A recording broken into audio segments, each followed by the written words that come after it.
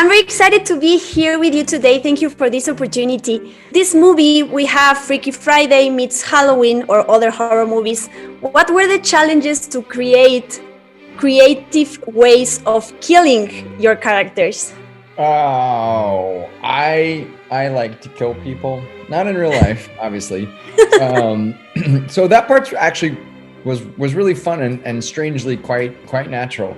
I always start with like location, like where the characters are, what's in the room with them, and I kind of take it from there.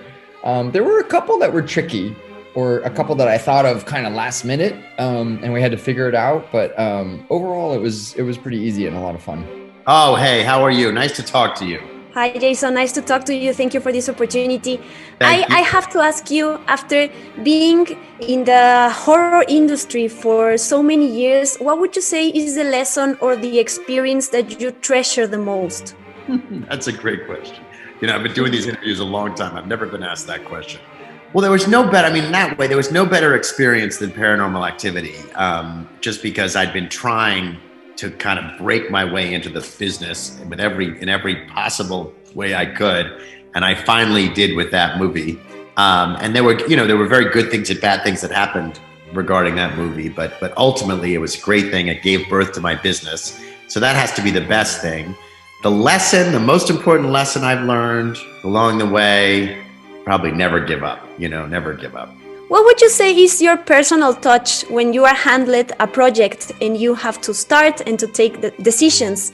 I think that you actually use the right word, which is personal. And I think that whenever I try to write a movie and then make a movie, I try to make them as personal as possible. And I think that my personality comes through not only the writing and the dialogue and the characters, but also like the details that you see.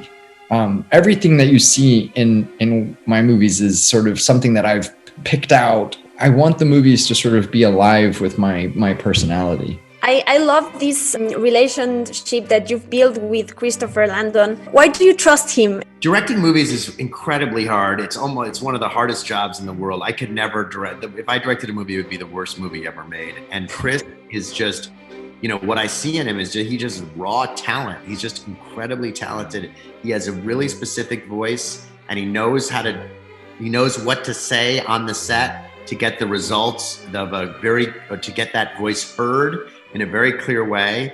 I basically anything that Chris would want to do, I would finance and I would produce because I believe in him so much. Do you think about your characters like the future of them, like in a sequel way, or you wait for the numbers? It's bad luck to as they say here, count your chickens. We wait and see how it's received. And also, like, even if the movie's very successful, if I don't have an idea that I'm excited about to make another one, I won't do it. It's not a money thing. It's what would be creatively exciting and fulfilling. This horror genre, which is amazing, is also really risky. You could earn a lot with it or lose a lot. What would you say are your goals after all that you've built? What we do, the reason that I love in TV, we do regular budgets, but in movies, we do low budgets so that you're not worried about losing money, so that you can, if you're worried about losing, you make bad creative choices. You make very conservative choices. You make boring choices.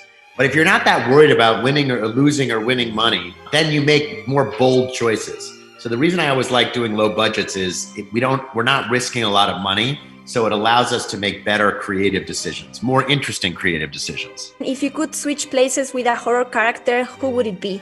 Michael Myers. Perfect. Now wait, can it be a villain or a hero, or doesn't matter? Villain. Oh, preferably. I'd like to be Freddy Krueger. Awesome. Because he's in like such a surreal world, he's in your dreams. And so I already want to go inside other people's dreams to begin with, but then I get to actually kill them. So woo! Thank you. Thank you for your time and your honesty, Christopher. It was a pleasure. I enjoyed it. Thank you so much.